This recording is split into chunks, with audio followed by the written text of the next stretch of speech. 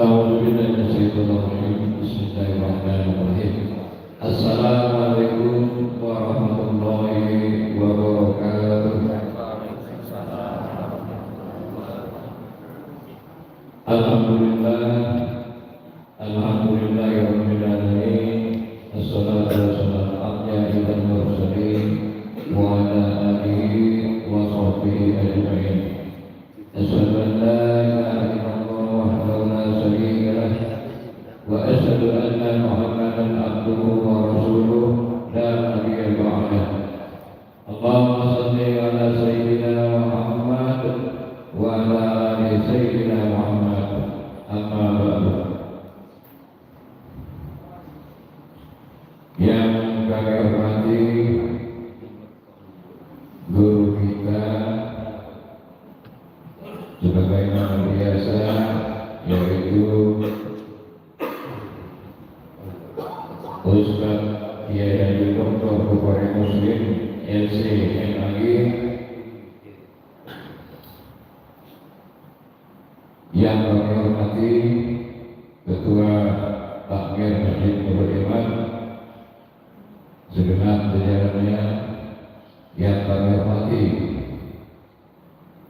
Bapak-bapak, ibu-ibu, jemaah pengajian salat subuh, baik dari Masjid Nurul Iman sendiri dan dari masjid sekitarnya, yang mohon maaf tidak dapat kami sebutkan satu persatu, tetapi tidak mengurangi rasa hormat. Pertama-tama marilah kita panjatkan selalu puji syukur kita kepada Allah Subhanahu wa taala, yang mana sampai pada subuh ini kita masih memberikan nikmat-nikmatnya dari Allah Subhanahu wa taala, di antaranya yaitu nikmat iman, Islam dan sehat, sehingga kita bersama-sama dapat berhimpun di masjid beriman ini dalam rangka bagaimana pengajian rutin kita yang nanti juga akan dilanjutkan dengan peringatan tahun baru Islam 1 Muharram 1444 Hijriah. Baik Bapak-bapak dan Ibu-ibu jemaah pengajian, setiap acara kita pada pagi hari ini yaitu satu pembukaan, yang kedua sambutan Wali Kota Kota Lampung, sekaligus nanti juga sambutan Ketua Masjid Nurul Iman yang insyaallah alhamdulillah telah hadir Ketua Masjid Nurul Iman Bapak Haji Ade Utami Ibnu Sarjana Ekonomi. Kemudian dilanjutkan dengan pembacaan kitab suci Al-Quran Al-Karim yang nanti akan dikumandangkan oleh adik kita Abdullah Sadiq. Dan yang kelima, hikmah tahun baru Islam 1 Muharram 1444 Hijriah yang akan disampaikan oleh guru kita Ustaz Kiai Haji Dr. Bukhari Muslim LC MAG, dan kemudian dilanjutkan dengan doa. Kemudian terakhir penutup. Demikian tertib susun acara pengajian kita pada pagi hari ini, agar selalu kita mendapatkan ridho dan barokah dari Allah Subhanahu wa taala. Marilah kajian pada pagi hari ini bersama-sama kita buka dengan membaca lafaz basmalah. Bismillahirrahmanirrahim. Terus selanjutnya kepada Bapak Haji Ade Utami Ibnu Sarjana Ekonomi, waktu dan tempat dipersilakan.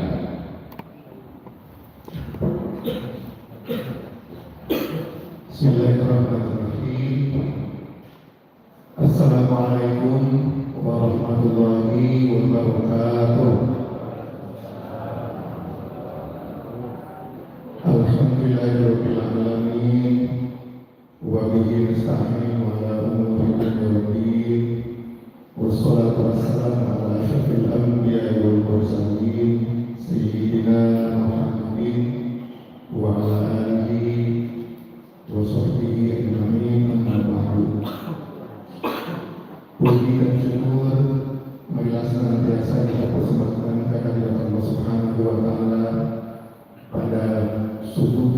bahagia ini kita bisa berkumpul dalam pengajian rutin kita bersama dengan yang kita cintai, kita hormati, guru kita bersama Ustaz Haji Dr. Muhammad Muslim CMAG. Subuh pagi ini menjadi istimewa karena pengajian rutin kita bersamaan dengan peringatan Tahun Baru Islam 1 Muharram 1444 Hijriah yang harusnya pekan kemarin kita laksanakan, tapi sengaja memang nanti saja bersama dengan pengajian dengan guru kita Ustaz Muhammad Muslim. Salawat dan salam semoga tercurah pada junjungan kita Nabi Muhammad Sallallahu Alaihi Wasallam yang syafaatnya kita nantikan di yaumil mahsyar. Hadirin jamaah masjid Nurul Iman yang dimuliakan oleh Allah Subhanahu Wa Taala, pada sambutan ini digabung sambutan wali kota Bandar Lampung sekaligus sambutan ketua masjid.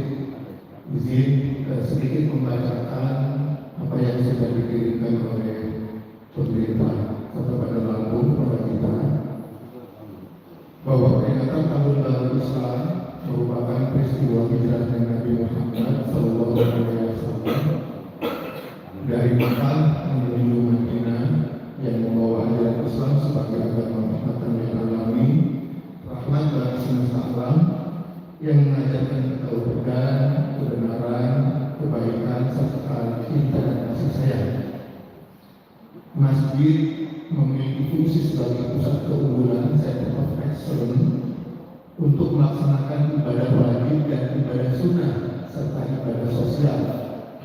Masjid sebagai pusat keunggulan dalam membentuk keimanan dan ketakwaan pada Allah Subhanahu Wa Taala, kepribadian dan etika budi pekerti, sopan santun dan Islami, rasa toleransi antar etnik, agama dan kepercayaan. Masjid yang berdiri megah bukan untuk jadikan menara jadi, bukan pula untuk jadikan kebanggaan tanpa diisi dengan amalan-amalan yang akan menuntun umat Islam dalam perbuatan yang mulia serta diberkahi oleh Allah Subhanahu Wa Taala. Oleh karena itu, peringatan Tahun Baru Islam 1444 Hijriah yang kita laksanakan diharapkan menjadi momentum bagi kita umat Islam di Kota Bandar Lampung untuk lebih meningkatkan keimanan, ketakwaan, ukhuwah Islamiyah, ukhuwah basyariyah, dan ukhuwah wataniyah. Bagi umat Islam, momentum hijrah seharusnya memberikan pengaruh yang sangat besar untuk mendorong kemajuan Islam ke kancah dunia, baik secara horizontal maupun vertikal. Sementara itu, secara personal, kita berharap umat Islam memiliki kesadaran untuk merubah mindset, untuk lebih cerdas, lebih produktif, lebih efisien dalam mengarungi dan menghadapi arus globalisasi yang semakin kuat. Oleh karena itu, kita semua mengharapkan kehidupan bermasyarakat, berpemerintahan, berbangsa dan bernegara akan mencerminkan kehidupan yang dinamis, yang dilandasi dengan keimanan dan ketakwaan kita kepada Allah Subhanahu Wa Taala. Demikian harapan-harapan dari Kota Bandar Lampung. Mudah-mudahan hal ini bisa terwujud di kota yang kita cintai ini. Pada pagi hari yang bahagia ini, kita akan bersama-sama mendengarkan uraian hikmah Tahun Baru Islam 1 Muharram 1444 Hijriah dari guru kita Ustaz Haji Dr. Muhammad Muslim CMAG. Dan seperti biasa, setelah beliau menyampaikan uraian hikmah, juga dilanjutkan dengan sesi tanya jawab seperti biasa. Dan untuk itu, kami ucapkan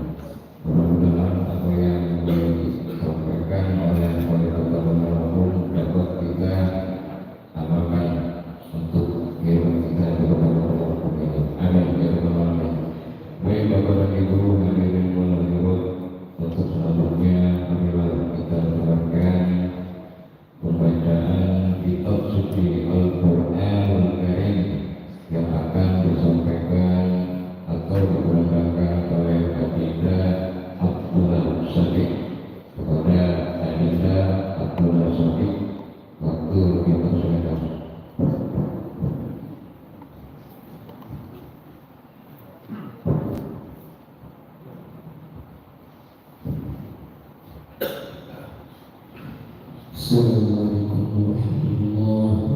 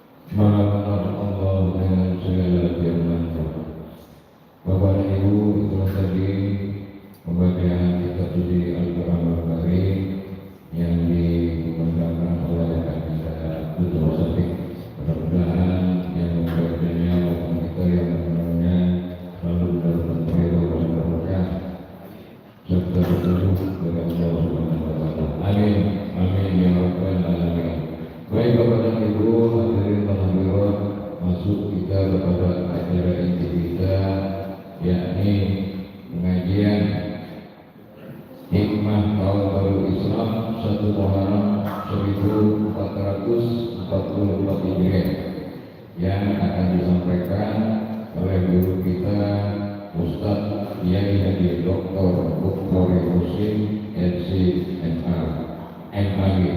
Kepada beliau waktu dipersilakan. Terima kasih. Bismillahirrahmanirrahim.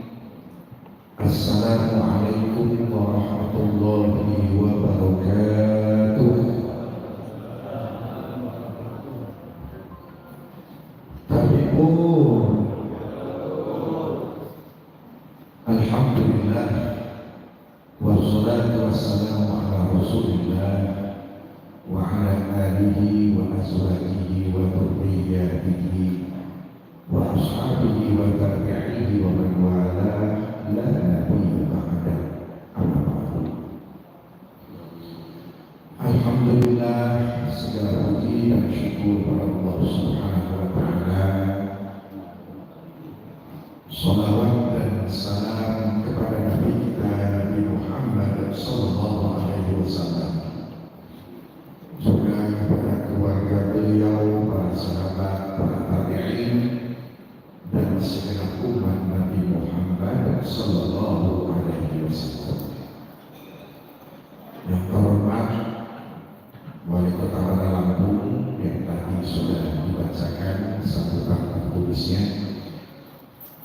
Yang terhormat Ketua dan segenap pengurus Masjid Nurul Iman, para ustaz, ustazah, alim ulama, tokoh masyarakat, bapak ibu, hadirin hadirat, yang mudah-mudahan kita semua dimuliakan oleh Allah Ta'ala.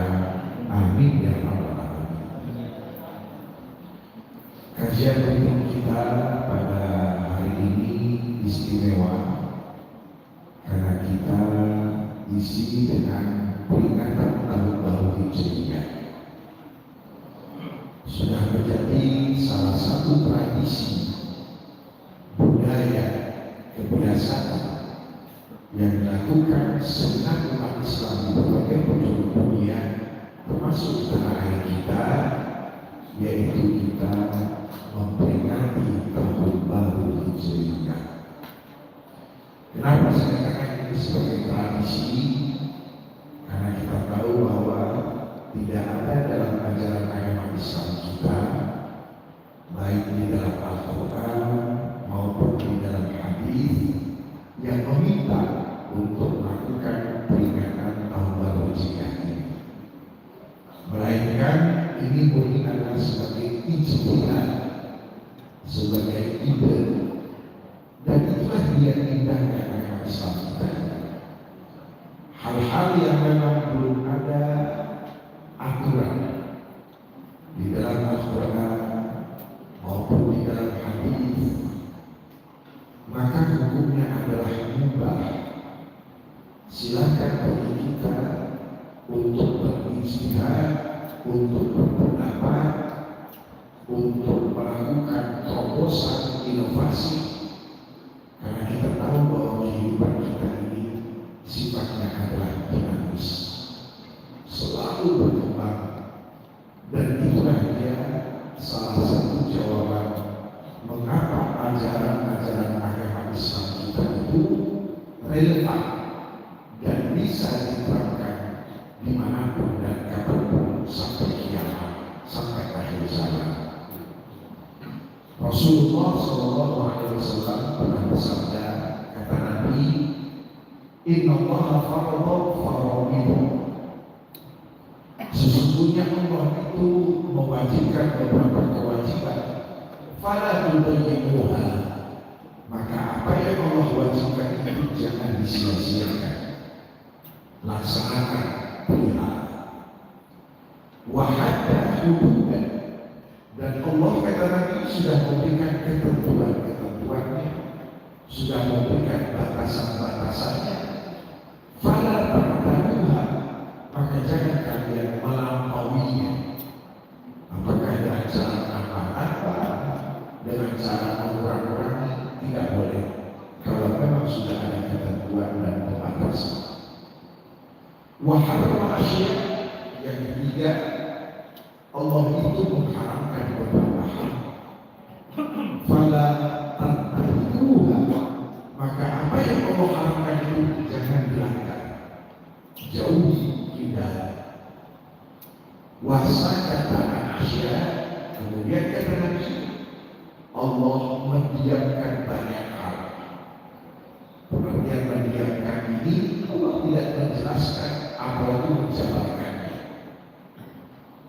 Ya, banyak muncul ide, tidak dijelaskan ini halal, tidak dijelaskan ini haram, tidak pula dijelaskan ini perintah, ini larangan, tidak ada.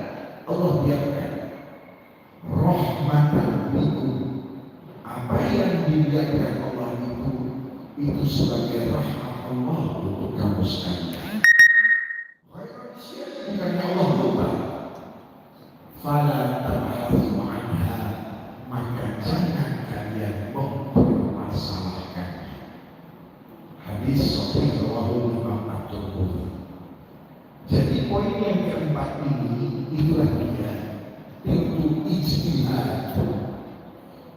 Muncul misalnya kita tahu bahwa zaman Umar bin Khattab tadinya sholat tarawih cuma 3-4 malam saja, maka pada zaman Umar bin Khattab radhiyallahu beliau yang kembali untuk pelaksanaan sholat tarawih secara berjamaah. Apalagi misalnya seperti yang ada di tengah-tengah kita, musabaqah tilawatul Quran, itu tidak ada zaman. Ini pun sebagai ijtihad. Apalagi misalnya Utsman bin Affan, beliau berijtihad, tadinya ada itu Jumat cuma 1 kali, sama beliau berubah menjadi 2 kali. Bahkan dalam suatu riwayat bahkan pernah dilakukan sampai 3 kali. Termasuk juga peringatan hari-hari besar Islam, memperingati Maulid lahirnya Nabi, memperingati Isra Mi'raj, peristiwa mukjizat yang terjadi pada diri Nabi. Ada juga peringatan nuzul Quran, turunnya Al-Quran, termasuk juga peringatan tahun baru Hijriah. Jadi secara hukum dasar peringatan-peringatan itu hukumnya adalah mubah. Silahkan saja. Dan itu juga jawaban, tidak semua umat Islam melakukan peringatan seperti itu. Ada negara-negara umat Islamnya yang melakukan peringatan seperti kita Indonesia, Malaysia, Brunei, Mesir, Yaman, Syria. Tapi kalau seandainya di Arab Saudi itu tidak ada peringatan-peringatan itu. Tapi 4-5 tahun terakhir setelah Raja Salman yang berkuasa, beliau membolehkan untuk dilakukan peringatan-peringatan hari-hari besar Islam. Nah itulah dia. Bahkan kita tahu Saudi sekarang sudah mulai. Ya, yang namanya dulu perempuan tidak boleh nyetir, sekarang silakan berwakil. Yang dulu yang namanya tidak pernah kita lihat ada wanita menjadi pelayan toko, mall. Sekarang kita akan jumpai di sana wanita-wanita bekerja menjadi pelayan toko, pelayan di mall-mall. Bahkan kita juga selalu tahu di Saudi juga sudah ada konser-konser. Ini global, tidak bisa ditutup-tutupi. Jadi Saudi sekarang sudah mulai membuka dan memberikan hak-hak wanita dalam segala aspek kehidupan. Nah itulah dia. Nah ulama-ulama menilai pada saat sesuatu yang baru itu, yang tadinya ubah, tetapi memiliki makna positif, memiliki manfaat, maka bukan saja ubah, melainkan naik hukumnya menjadi mustahab. Mustahab itu artinya dianjurkan, termasuk peringatan hari-hari besar. Mengapa? Karena ini adalah salah satu media untuk kita mengenal Nabi kita Nabi Muhammad Sallallahu Alaihi Wasallam, untuk kita mengenal sejumlah peristiwa kejadian-kejadian luar biasa yang pernah terjadi pada saat Nabi kita Nabi Muhammad SAW hidup pada waktu itu, termasuk peringatan tahun baru Hijriah. Bapak Ibu Saudara, ketika kita memperingati tahun baru Hijriah seperti ini, itu paling tidak kita tergiring untuk mengenang 5 sosok. Yang pertama mengenang Nabi kita Nabi Muhammad Sallallahu Alaihi Wasallam. Mengapa?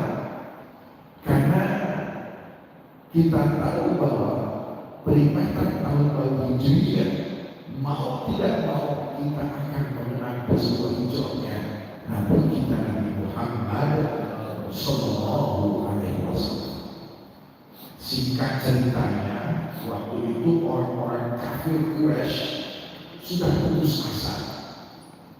Mereka tidak punya cara untuk menyetop Nabi kita Nabi Muhammad SAW untuk berdakwah, untuk mengajarkan, menyampaikan kalimat tauhid la ilaha illallah Muhammad Rasulullah. Akhirnya mereka berunding di dalam dakwah secara eksklusif, hanya pimpinan-pimpinan terbatas. Nah, pada saat mereka berunding itulah mereka menyepakati. Ada yang mengusulkan, udah kita penjarakan saja si Muhammad ini. Ada yang mengusulkan, kita buang saja si Muhammad ini. Ada juga yang mengusulkan, kita habisi saja si Muhammad ini. Dan akhirnya mereka merujuk dan mereka menyepakati untuk membunuh, menghabisi Nabi kita Nabi Muhammad Sallallahu Alaihi Wasallam. Bapak Ibu Saudara, cuma teknis pelaksanaannya bagaimana? Karena tidak ada yang berani. Sebab kita tahu bahwa salah satu tradisi orang-orang Arab di sana, mereka itu punya sifat untuk membela sesama, bahkan mengorbankan nyawa sekali. Jadi kalau misalnya yang membunuh si A, dia akan terancam. Nah, disitulah muncul idenya Abu Jahal. Bagaimana dari setiap kabilah kita minta seorang pemuda yang gagah, yang kuat, yang sehat. Nanti setelah terkumpul pemuda-pemuda dari seluruh kabilah yang ada, masing-masing memegang pedang dan dengan satu sabetan serentak habisi Muhammad, sehingga semua kabilah terlibat dalam menghabisi Muhammad. Nah, ide ini akhirnya diterima. Nah, Bapak Ibu Saudara, kita tahu bahwa Nabi kita adalah manusia biasa, namun beliau itu adalah pilihan Allah untuk diangkat menjadi Nabi, untuk diangkat menjadi Rasul. Dan tidak mungkin Allah Ta'ala akan membiarkan Nabi kita Nabi Muhammad SAW dihabisi begitu saja. Wallahu ya'asmuka minan nas. Di dalam Al-Quran Allah katakan, dan Allah melindungi engkau Muhammad, ya, minan nas, dari niat-niat jahat orang-orang terhadap engkau. Nah, disinilah dia. Dalam surat Al-Anfal Allah SWT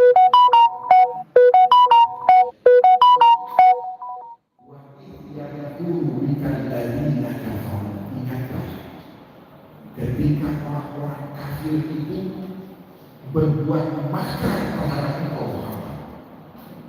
Apa itu makar?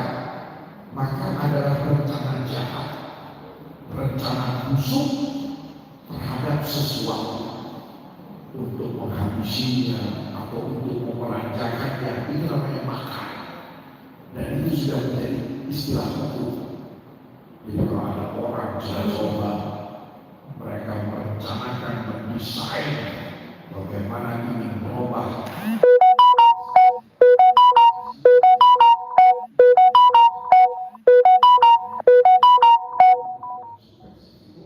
dihabisi, tidak boleh. Ada juga buhon. Ada misalnya sekelompok orang, mereka melakukan desain, mereka melakukan perencanaan underworld, gerakan-gerakan bawah tanah untuk menghabisi kepala negara, presiden atau raja, itu namanya makar. Dan mereka ingin menghabisi Nabi kita Nabi Muhammad SAW, itu namanya makar. Yang guru bikalladzina kafaru liyuthbitu, ada rencana makar mereka ini memenjarakan Allah dulu, membunuh kamu, Allah hidup atau mengusir kamu. Wayaqulullah, mereka berbuat makar, Allah bikin makar. Wallahu khairul makirin, dan Allah adalah sebaik-baik yang berbuat.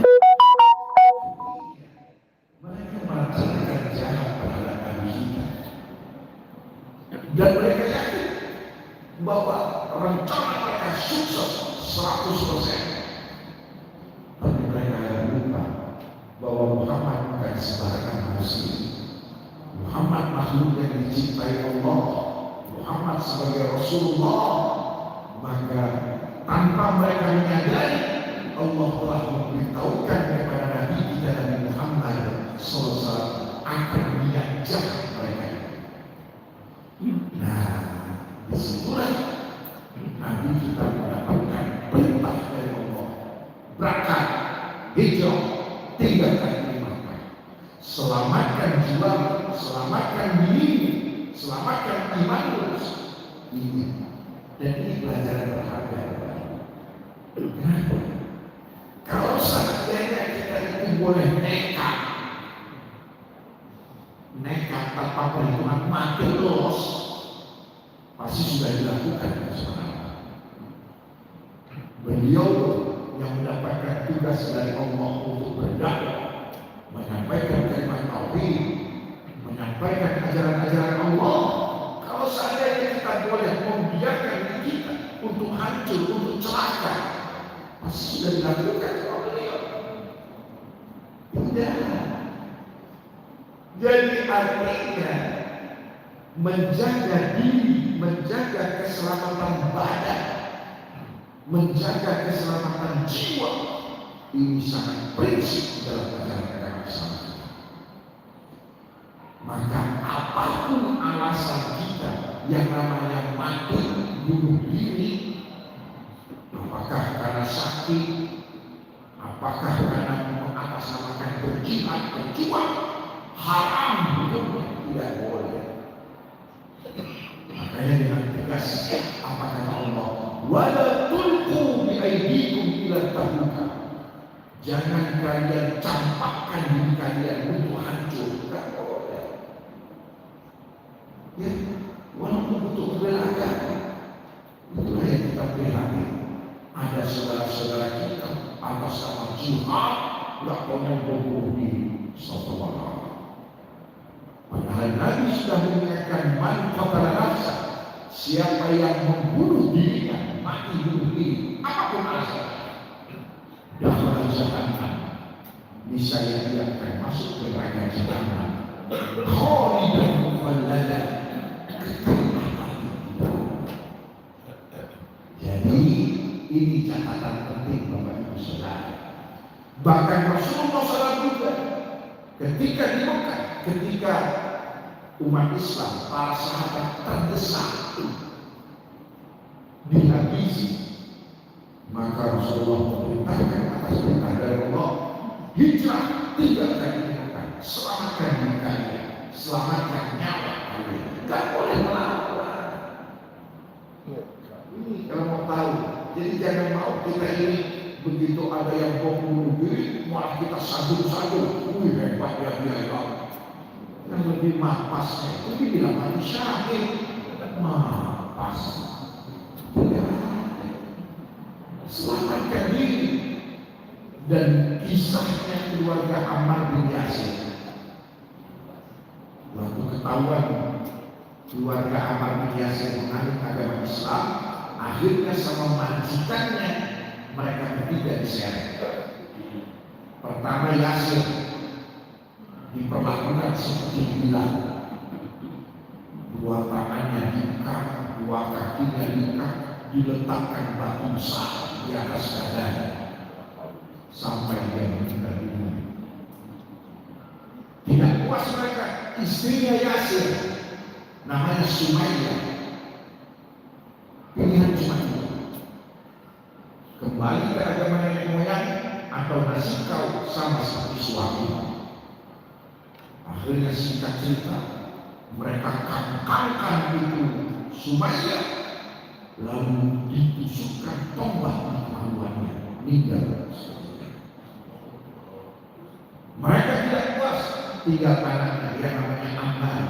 Ya Ammar, la natrukuka hatta tasubba Muhammad. Kami tidak akan membebaskan kau kecuali kau maki-maki Ibu Muhammad. Wa taqulu fillahi wal Uzza dan kamu sanjung, kamu puji Tuhan Lata, Tuhan Uzza. Singkat cerita, si Ammar mengikuti keinginan mereka ini. Akhirnya Ammar pun bebas. Begitu dia bebas, dia menangis. Padahal dia masih remaja, masih kanak-kanak, mencari Rasulullah SAW. Begitu sudah sampai di depan Nabi, maka si Ammar bilang, halakku ya Rasulullah, halakku ya Rasulullah. Saya sudah manusia yang celaka ya Rasulullah. Saya manusia yang celaka ya Rasulullah. Maksudnya, mana apa yang terjadi dengan engkau? Jadi diceritakan, dia dirinya merasa dirinya celaka, bukan karena ayah ibunya mati terbunuh, bukan karena dia kehilangan ayah ibu, bukan itu dia mengatakan dirinya sebagai manusia yang celaka. Dia mengatakan dirinya celaka karena dia telah memaki si Muhammad. Dia diperintahkan dari orang-orang kafir Quraisy. Apa kata Nabi? Kaifa tajid Muhammad? Ketika kamu melakukan apa yang mereka inginkan, bagaimana dengan hati? Qal, kata Allah, ajiduhu mutma'innan bil iman ya Rasulullah. Saya dapati hati saya tetap mutmain, tenang, istiqamah, konsisten dengan iman. Tetap hatiku utuh karena tauhid. La ilaha illallah Muhammad Rasulullah. Lalu apa kata? Ya Ammar, in adu fa'udhu. Wahai Ammar, kalau seandainya kamu terancam seperti itu, lakukanlah apa yang kamu lakukan. Subhanallah. Jadi tidak boleh kita kontrol-kontrolan itu. Jadi mengikuti, bahkan mencaci Muhammad itu diizinkan kalau memang pilihan kita adalah ini dan mati. Ini kalau mau tahu indahnya agama Islam. Jadi tidak ada yang namanya Islam kita ini over, berlebihan, memaksa. Kita yang mempersulit agama Islam kita ini. Lihat itu Nabi, lihat itu para sahabat. Mereka meninggalkan kota Mekah demi menyelamatkan diri, demi menyelamatkan jiwa. Dari mana itu kalian membunuh diri itu? Itu adalah kebodohan dan bukan pemberontakan. Ini catatan penting. Artinya, kalau memang sudah terpaksa, ya, turun Al-Quran, illa man ukriha wa qalbuhu mutma'innun bil iman. Allah tidak akan menindak, tidak akan menyalahkan orang-orang yang memang dipaksa sementara hatinya telah istiqomah dengan keimanan. Itulah pelajaran yang luar biasa. La yukallifullahu nafsan illa wus'aha. bahwa Allah tidak pernah memaksakan. Islam itu asli Bapak Ibu, agama yang mudah, agama yang simpel, agama yang sederhana. Kita yang lebay, kita yang pada diri, kita yang dibisikkan oleh setan, ditakut-takuti. Wah, kamu ini udah kebanyakan dari sholat 5 waktu, nggak mungkin Allah ampuni kamu. Jadi bagaimana? Dia kamu harus bayar. Nggak pernah sholat 30 tahun, dia bertobat, disuruh bayar 30 tahun sholatnya, apakah stres? Bayangin, satu hari berapa waktu? 5. Kalau seminggu berapa? 5 kali 7, udah 35. Kalau sebulan berapa? 5 kali 30, 150 sholat. Kalau setahun kali 5. Kalau 10 tahun, 20 tahun nggak sholat, disuruh bayar. Aduh, menjaga sholat 5 waktu saja udah berat. Kalau tahu ada yang ngajarin harus bayar, apakah bertambah berat? Ini kadang-kadang yang mempersulit itu bukan orang lain, bukan Allah, bukan Rasul, tetapi oknum-oknum yang memang mempersulit. Allah Akbar, lombok orang. Dari mana ini ajaran? Bertolak belakang dengan ajaran dan yang dicontohkan oleh Nabi kita Nabi Muhammad SAW. Tinggalkan di Mekah, padahal beliau Rasul. Nah inilah dia. Nah Bapak Ibu, peringatan tahun baru Hijriah ini juga menggiring kita untuk mengenang Abu Bakar As-Siddiq. Mengapa?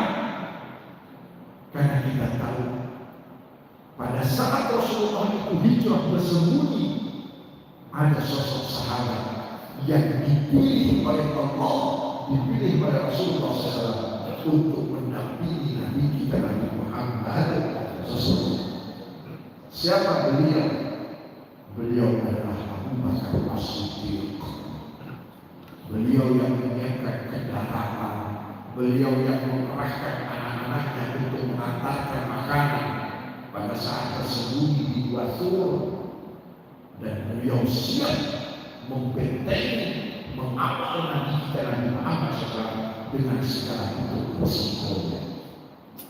Bahkan ketika orang-orang itu sudah berada di bibir goa, langsung kelihatan Abu Bakar pucat ketakutan. Di situ Allah ceritakan di dalam Al-Quran, la takhaf wa la tahzan. Jangan kau takut, jangan kau bersedih. Innallaha ma'ana. Sesungguhnya Allah menyertai kita. Itulah dia Abu Bakar As-Siddiq, siap mempertaruhkan segalanya. Peringatan tahun baru Hijriah ini juga mengenang khalifah yang kedua, Umar bin Khattab. Satu-satunya sahabat yang hijrahnya dengan cara mengumumkan itu cuma Abu Bakar. Yang lain udah dijaga. Jadi kalau ada yang coba-coba berangkat ini, kalau ditanya mau kemana, saya mau hijrah, saya mau meninggalkan ke Mekah, sah dihabisi. Kita mau orang kafir, tapi beda dengan Umar. Begitu besok dia mau berangkat, mau meninggalkan hijrah, mau ke Madinah, bahasa Indonesia ini, siapa yang ingin istrinya jadi janda, siapa yang ingin anak-anaknya jadi anak yatim, jumpai saya di perbatasan kota Mekah. Saya besok berangkat, ayo kita duel. Ya ada satu, makanya kemarin dikenal Al-Faruq.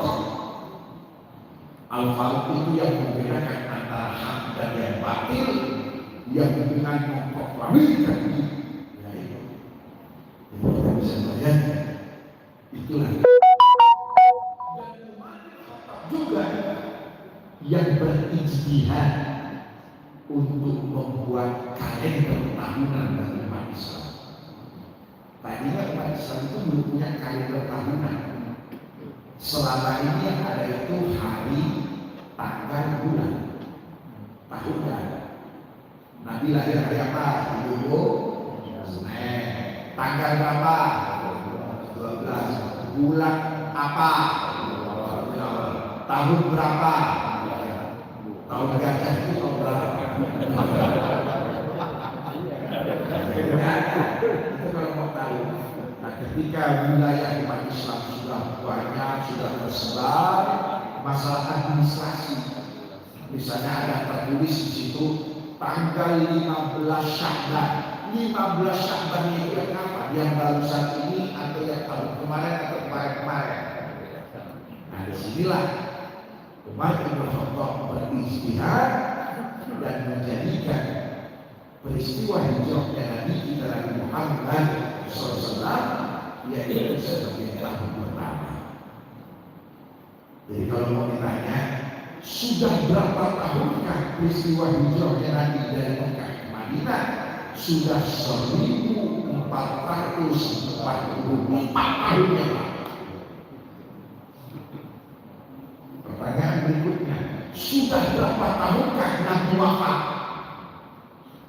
Nabi wafat itu tahun ke-11. Jadi Nabi berangkat hijrah dari Mekah ke Madinah, memasuki tahun ke-11 Nabi meninggal. Jadi sudah berapa tahun kapan? 1444 kurangnya 11. Berarti Nabi wafat itu sudah 1433 tahun. Sudah berapa tahunkah Nabi lahir? Nanti kan bulan berikutnya kan bulan Maulid kita memperingati kelahiran Nabi. Sudah berapa tahun? Kita tahu. Nabi itu diangkat menjadi Nabi usianya 40 tahun, ya. Kemudian Nabi di Mekah sebelum hijrah 13 tahun. 40 tambah 13 tambah 53 tahun. Jadi sudah berapa tahun Nabi lahir? 1444 tambah 53. Jadi peringatan Maulid nanti ini memperingati kelahiran Nabi Muhammad SAW yang ke 1497. Keren dong. Iya. 1497 tahun yang lalu. Nah, tahun sekarang ini 1444. Jadi kalau mau tahu itu munculkan akal. Masya Allah. Rupanya Nabi lahir itu sudah 1497 tahun. Nah, itu lagi. Makanya terima kasih ya Allah. Terima kasih ya Umar. Engkau telah berijtihad, ide yang cemerlang sehingga kita mampu. Kita tidak mengenal Utsman bin Affan radhiyallahu anhu. Kenapa Utsman bin Affan? Yang menetapkan Muharram itu bulan pertama itu Utsman. Tadinya bulan ini tidak bergulir begitu saja. Ramadan, Syawal, Dzulhijjah, Dzulhijjah, Muharram, Safar, Rabiul Awwal, Rabiul Tsani, Jumadal Ula, Jumadal Tsaniyah, Rajab, Sya'ban, Ramadan, terada. Jadi kan Utsman yang menetapkan jadikan bulan Muharram merupakan bulan pertama. Berarti bulan ke-12 bulan apa? Kalau Muharram itu bulan pertama. Dzulhijjah. Jadi peringatan yang kita lakukan, peringatan tahun baru Hijriah itu adalah ijtihad Utsman bin Affan. Coba kalau seandainya Utsman menetapkan Rabiul Awwal urutan bulan pertama, berarti peringatan tahun baru Hijriahnya tanggal berapa ya? Tanggal 1 Maulid. Iya. Atau misalnya ditetapkan 10 bulan Ramadan urutan bulan pertama, berarti 1 Ramadan kita tahun baru Hijriah. Jadi tahun baru Hijriah yang dirayakan diingati oleh umat Islam itu adalah jasanya Utsman bin Affan. menang Ali bin Abi Thalib. Tahu nggak Bapak Ibu? Yang menempati tidur ranjangnya Nabi, mempertaruhkan nyawa di situ siapa? Waktu Nabi kita hijrah, Ali bin Abi Thalib. Tahan dia masa belanda. Dia tidur di ranjangnya Nabi untuk bagaimana Nabi bisa keluar dari sembunyi-sembunyi, dan mereka tahu ini lagi berdoa.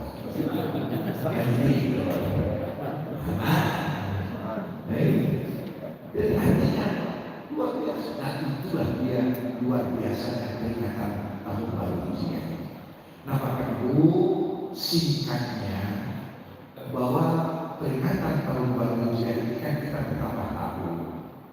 Tapi bertambah tahun itu berarti bertambah dekatnya kita dengan kematian.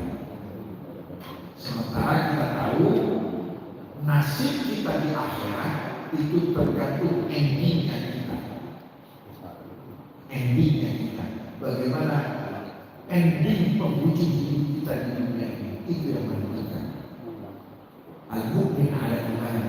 Jadi kata Nabi, kullu abdi ba'da mauti, bahwa setiap hamba dibagikan sesuai dengan kematian.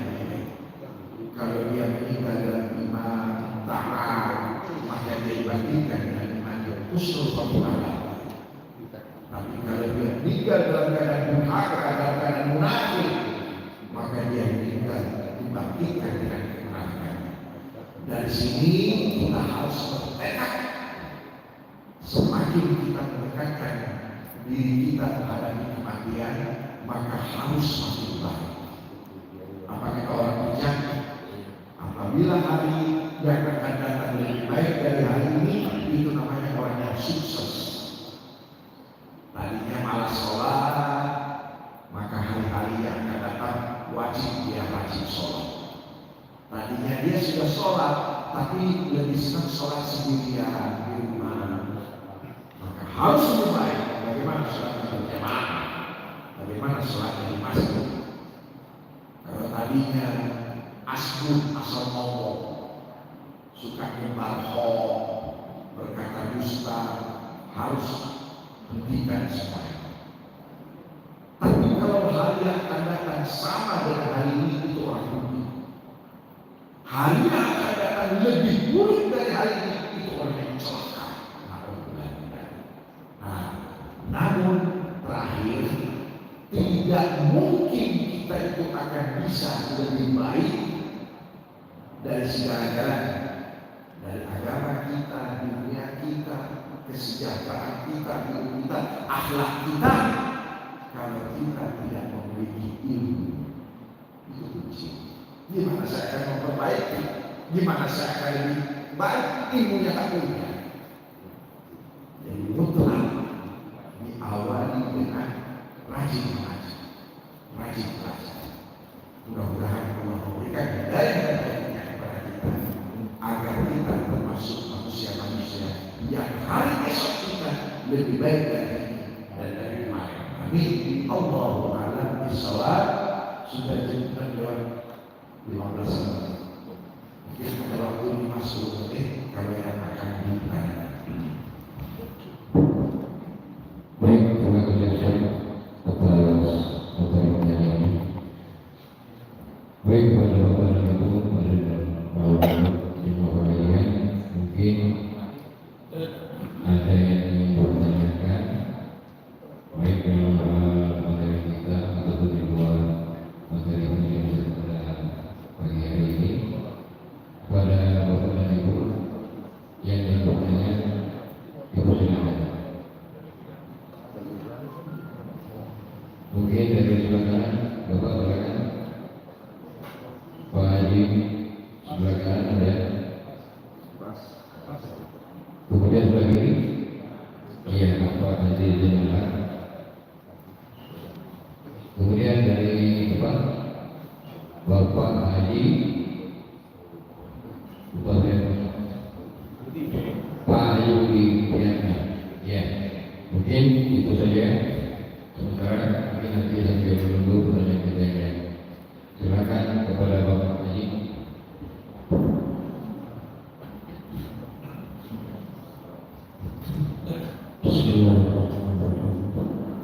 Assalamualaikum warahmatullahi wabarakatuh. Waalaikumsalam. Saya akan menanyakan masalah memperingati tahun baru Islam. Di tahun baru Hijriah. Ini kan tidak ada tuntunan dari Nabi Muhammad.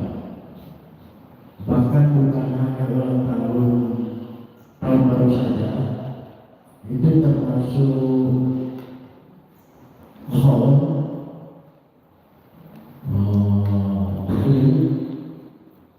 itu tidak ada tuntunan dari Nabi Muhammad.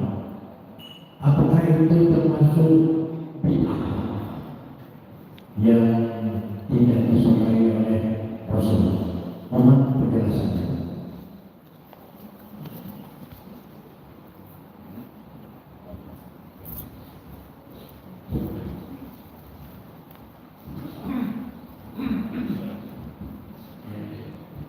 Terima kasih. Assalamualaikum warahmatullahi wabarakatuh.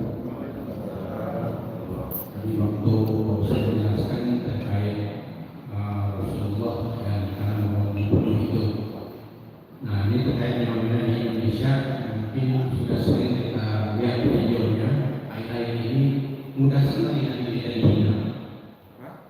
Tapi kita kan ada tuh video pasang perempuan menghina anak kita, bahkan ada menyanyikan Al-Quran.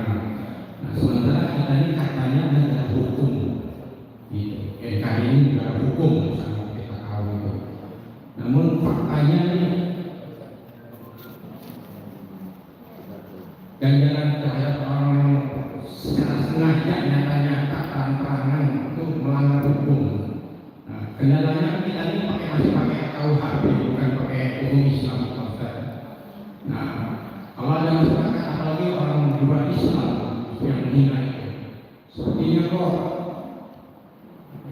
ya begitulah pengakuannya ya, kepada mereka yang menghina Nabi kita, bahkan kita bahkan menghina India dan sebagainya, bahkan para penulis orang segalanya. Mohon penjelasannya kepada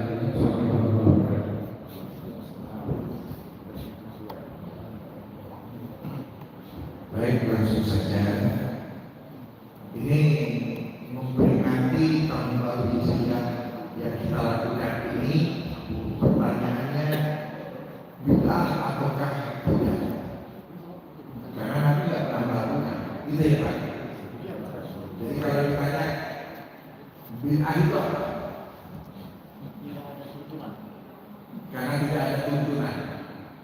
Mendapatkan definisi bid'ah itu tidak ada tuntunan dari mana? Jadi kita kan bikin definisi itu. Bid'ah itu karena tidak ada tuntunan. Bikin definisi bid'ah itu karena tidak ada tuntunan dari mana? Dari mana? Ya istilahnya harus ada dasarnya. Apakah ada di dalam Al-Quran? Apakah ada dalam hadis? Jadi bid'ah itu bukan tidak ada tuntunan. Sama. Bid'ah itu adalah man ahdatsa. Nabi mengatakan mengada-ada. Fi amrina, yang kedua urusan agama. Ma laisa lahu, yang ketiga bertentangan dengan aturan yang sudah ada. Fahuwa rabbun, itu harus dibuat. Jadi bid'ah itu kalau ada tiga unsur baru berkaitan dengan agama, yang ketiga bertentangan dengan ketentuan yang sudah ada. Contoh bid'ah. Sholat kan harus membaca Al-Fatihah. Tahu-tahu dia baca pakai bahasa Indonesia. Itu bid'ah. Karena bahasa Indonesia itu Fatihah itu bahasa Arab. Kalaupun kita pakai bahasa Indonesia, dia bukan Fatihah, namanya terjemahan Fatihah. Itu namanya bid'ah. Kita tahu dalam ajaran agama Islam kita masih ada lagi yang Nabi setelah Nabi Muhammad SAW. Ya Pak, masih ada lagi yang Nabi? Tidak ada. Kalau muncul Ahmad Musofi, itu bid'ah. Dia baru berkaitan dengan agama, bertentangan dengan yang kita keluarkan sudah. Nah, sekarang kita cek peringatannya. Satu, baru. Memang baru ada pada abad keempat. Jadi peringatan ini Bapak Ibu diawali dengan peringatan Maulid itu baru ada setelah 300 tahun dari zaman Nabi. Yang kedua, bid'ah itu berkaitan dengan masalah agama. Cek masalah peringatan Hijriah ini kira-kira ajaran agama atau hanya budaya dan tradisi? Kalau agama ada dari ini budaya. Ini sama dengan kita memperingati kemerdekaan RI. Kita memperingati hari ulang tahun kita. Mengenai itu budaya. Itulah yang saya katakan tadi. Dia ini hanya tidak semua umat Islam lakukan. Di Saudi tidak ada, karena bagi mereka yang namanya mengenang itu tidak ada. Budaya mereka itu tidak ada. Budaya mereka itu kelifat mat yang sudah mati tidak usah dipikirin. Itu budaya mereka. Jadi tidak ada mereka yang namanya mengenang. Nah kita ulang tahun perkawinan masuk. Semua dibikin, cucu lahir ramai. Itu budaya. Jadi kalau mau tahu, yang namanya peringatan ini murni adalah budaya. Kalau sudah bicara budaya, ada istiadat tradisi, dia tidak ada sangkut pautnya dengan bid'ah atau bukan bid'ah. Karena bid'ah tadi itu berkaitan dengan apa? Agama. Kalau tentang budaya tradisi itu hukumnya cuma dua. Boleh atau tidak boleh. Boleh kita lakukan tradisi budaya itu kalau dia tidak bertentangan dengan ajaran Islam. Tidak boleh kita lakukan tradisi budaya itu kalau dia bertentangan dengan ajaran agama Islam. Sekarang pertanyaannya, kira-kira kita memperingati ini bertentangan tidak dengan ajaran agama Islam? Tidak. Ya Pak, kira-kira bertentangan? Tidak. Karena dia tidak silakan. Itu jawabannya ya. Benar ya. Nah yang kedua, kita di dalam ajaran agama Islam kita ini sebagai orang yang santun, akhlak yang mulia. Kita ini sangat amat dituntut untuk tambah sabar, mengalah. Lihat ini, sama Allah bukan disuruh lawan, tinggalin, selamatkan diri, jangan dilawan, enggak balas. Jadi Bapak Ibu, kalau misalnya suatu saat kita diajak bertanding melawan Mike Tyson, itu bukan pemberani yang bujong, apa bujong, lolo, salah. Kita diajak main bola melawan Ronaldo, melawan Messi, bukan hebat. Sekarang maaf. Misalnya katakanlah ada orang gelandangan, ngajak kita berantem. Kalau kita lawan, apakah tandanya kita hebat?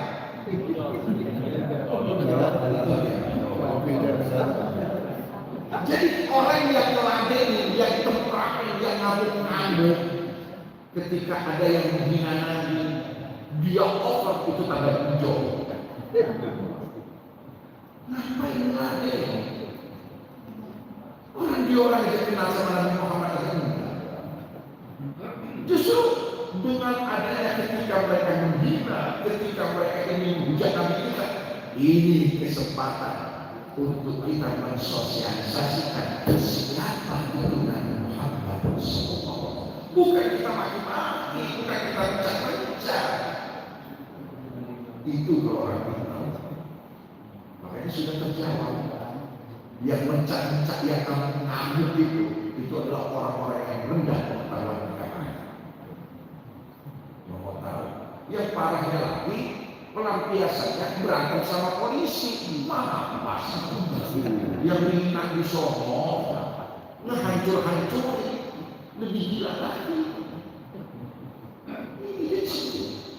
Nabi yang dibunuh, Nabi kita diperangi, ya udah, sunnatullah. Yang penting ketika ada orang yang menghujat Nabi, maka kita husnuzon sama dia. Berarti dia ini mungkin siapa. Ini adalah momentum yang paling tepat untuk kita memunculkan siapa Nabi kita dari Muhammad. Mudah-mudahan dia kenal, mudah-mudahan dia nyesel, syukur-syukur dia dapat hidayah. Itu cara. Tapi kalau mereka yang nyerang, menghujat Nabi, ngomong parah, itu tandanya kita nggak punya ilmu. Jadi, paham ya? Dan di Al-Quran juga sudah diingatkan, wala ta'tadu. Ketika kalian mengkontak, kata Nabi, mengkontak musuh, mengkontak lawan, tidak boleh berlebihan. Artinya, kalau mereka menyerang dengan tulisan, maka kontaklah dengan tulisan. Jadi kalau mereka menjelek-jelekkan Nabi, kontak dengan cara kita membuat tulis. Jangankan saudara kita bermusuh, masih banyak orang-orang Islam yang akan kenal sama Nabi. Introspeksi diri. Apalagi secara fakta, Islam ini ternodai menjadi Islam yang agama yang sama, yang beringas, yang suka memaksakan kehendak. Itu yang menodai itu oknum-oknum orang Islam juga sendiri. Ya kayak siapa namanya UAS, kenapa ditolak ke Singapura? Ya karena dia termasuk yang tanda petik nilai radikal. Karena dia menganggap orang yang bom bunuh diri di Palestina melawan Israel itu mati syahid. Tidak ada itu. Berarti beliau ini termasuk yang mendukung ngebom-ngebomnya. Itu kekeliruan beliau. Makanya kalau UAS itu pintar, ilmunya banyak, tapi ingat beliau tidak sempurna. Ada sisi yang banyak. Termasuk kelemahannya ketika beliau berpendapat bom bunuh diri Palestina itu adalah manusia. Ini kelemahan beliau. Apakah komponen yang lain untuk bom stasiun?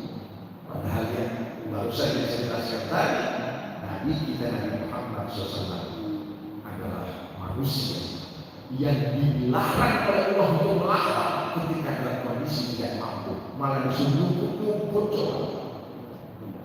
Selamatkan diri. Jadi menyelamatkan diri ini itu lebih kita kedepankan daripada kita selamat, daripada kita mati. Amal tadi sudah turun apa lagi. Jadi kita yang over jujur. Coba kalau misalnya kita nggak usah bereaksi berlebihan, enjoy ya. Pasti bilang ini, kok kita udah terang, kita udah menghujat, udah menjelek-jelekin, kok dia orang tenang-tenang aja. Kenapa kita tenang-tenang? Kita khusus mereka menyerang, menghujat, menjelek-jelekin Nabi itu karena mereka yang kenal seperti Nabi. Berarti apa? Kita ternyata sosialisasi kita ini tentang Nabi itu kita kurang. Makanya muncul hujatan. Jadi jangan kita nyalahin dia, introspeksi diri. Itu. Jadi tinggal kedepankan apakah kita kedepankan otak ataukah kita kedepankan omong. Selama ini namanya ya hanya kedepankan otak, mengedok, utok. Dia kesulitan, dia menghujat di sono, yang diserang polisi. Karena waktu demo-demo itu kamu yakin. Jelas ya. Jadi apa? Biarkan anjing menggonggong, kehadiran tetap. Wih, kalau Islam, umat Islam bersikap seperti itu, pasti mereka yang tapi kita ini mudah terpancing. Kenapa orang mudah terpancing? Karena ilmunya kosong. Itu Pak ya? Cukup? Kita tutup dengan sama-sama membaca doa majlis. Subhanallahumma wa bihamdika asyhadu an la ilaha illa anta astaghfiruka wa atubu ilaik. Walhamdulillahi rabbil alamin. Wassalamualaikum warahmatullahi wabarakatuh. Demikian